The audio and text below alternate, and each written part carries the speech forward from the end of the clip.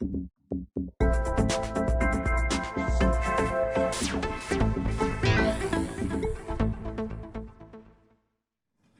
and gentlemen, good afternoon.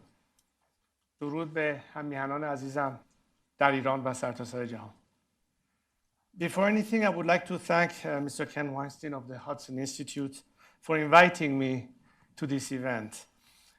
When the request first came several months ago, we had some scheduling issues that pushed the date to today. Little did we know then that the timing was going to be incredible, albeit under sinister circumstances. I'm also glad that millions of my fellow compatriots inside and outside the country are watching this live event on television and social media. This is perhaps the first time in 40 years that they can follow my comments to a foreign audience as it is unfolding. Allow me, therefore, to offer some opening remarks before we move to the Q&A. The history of the Islamic Republic and its reign of terror in Iran and abroad traces back roughly 40 years. Looking across the arc of this history, we see that not much has changed. I would like to recall some of this history with you today. In 1979, within weeks of its inception, the regime executed many civilian and military officials and murdered hundreds of individuals based on religion, ethnicity, profession, culture, or belief, including Farrokhru Parsa, Iran's first female cabinet minister, and Habib el-Ghanian, a leader of Iran's Jewish community. That same year, it took 52 American diplomats hostage and held them for 444 days. Beginning in 1980, it launched an international killing spree, assassinating exiled Iranians like Prime Minister Shapur Bakhtiar, General Gholam Ali Oveisi, and Abdurrahman Borumand, all in France, and Fereydun Farrokhzad in Germany, and Ali Akbar Tabatabai here in Washington. At the same time, it was using Iranian children as minesweepers, sending them to their deaths in a disastrous war with Iraq, which it dragged on shamefully for 8 years. In 1983, it arranged an attack on American Marines in Lebanon, killing 241 servicemen in their barracks. In 1988, on orders from Ayatollah Khomeini, it executed thousands of young Iranians for their purported leftist political beliefs. In 1994, it coordinated the bombing of a Jewish center in Buenos Aires, killing 85 people and injuring more than 300. Then in 1996, it targeted the Khobar Towers in Saudi Arabia, killing 19 American soldiers. In 1999, under the administration of so-called reformist Mohammad Khatami, and at the urging of Qasem Soleimani, it crushed a wave of student protests by terrorizing universities, including killing students in their dorms. Later in 2009, it repressed brutally a wave of massive, non-violent public demonstrations during the Green Movement, murdering many innocents, such as Neda Agha Sultan, in the streets. In the years that followed, its IRGC Quds forces led efforts to preserve at any cost the blood-soaked dictatorship of Bashar al-Assad, leading to the deaths of hundreds of thousands of Syrians, including 20,000 children, and the displacement of several million others.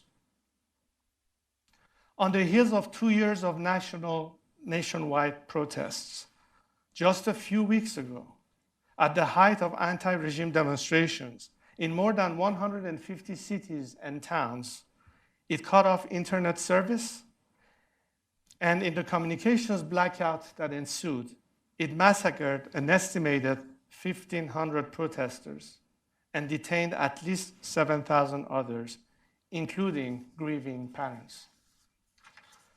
And most recently, after launching missiles into Iraq, it shot down Ukraine airline flight 752 above Tehran, killing all 176 of its passengers, many of them Iranians. Just as the regime has shown an undeniable pattern of consistency in its behavior, so have Western democracies in their behavior towards the regime.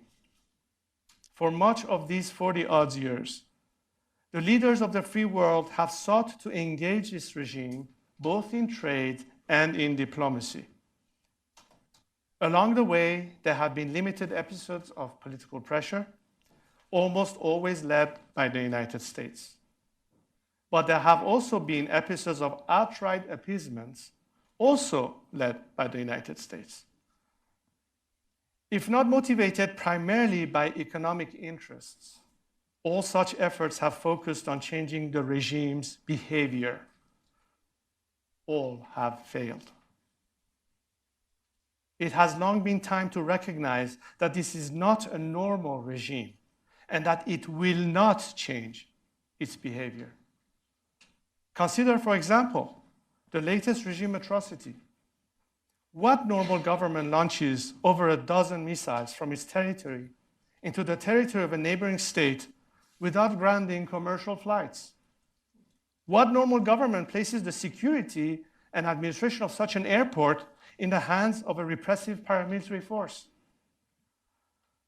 With this regime, there is no reasonable prospect of sustainable de-escalation. But with the Iranian people, there is the opportunity for sustained peace and friendship, because there is no quarrel to begin with, just shared interests, shared values, and for now, a shared enemy. To my compatriots, this regime is an anti-Iranian occupying force with no regards for the history, the culture, or national interest of Iran and Iranians. And to you, this regime is the greatest single menace to peace, stability, and prosperity in the Middle East, not just because it sows division, destruction, and death across the region, but also because it stands between you and the Iranian people, one of your most natural allies anywhere in the world. My compatriots understand that this regime cannot be reformed and must be removed. For years, they have been risking their lives to confront this regime. They were protesting courageously again this last week. It is long past time for you to hear their voices. In offering the regime negotiations without preconditions, you neglect the people's demand for unconditional support. In fact, you betray them by accommodating their oppressors. International attention and solidarity are vital to any movement seeking to overthrow a totalitarian regime. The Iranian people's struggle is no exception. This is precisely why the regime's proxies and apologists in the Western media and policy communities work diligently to frustrate any form of support for the free world, whether by advocating cuts in funding for civil education or human rights initiatives, or by peddling the absurd argument that even speaking of the regime's crimes will undermine democratic progress. Let us consider again the regime's latest crime against humanity, the shooting down of Flight 752. After 4 days of deplorable obfuscation, the regime was forced to take responsibility for the murder of 176 innocent men, women, and children, but only because of international scrutiny and persistence. Imagine a slightly different fact pattern. An Iranian airline, a domestic route with no foreign or dual nationals. We would never have learned the truth. Leading democracies like Canada and the United States have a decisive role to play in holding this regime accountable. This latest episode is a compelling illustration of the impact they can have. Just like the victims of Flight 752, the Iranian people deserve your attention and support.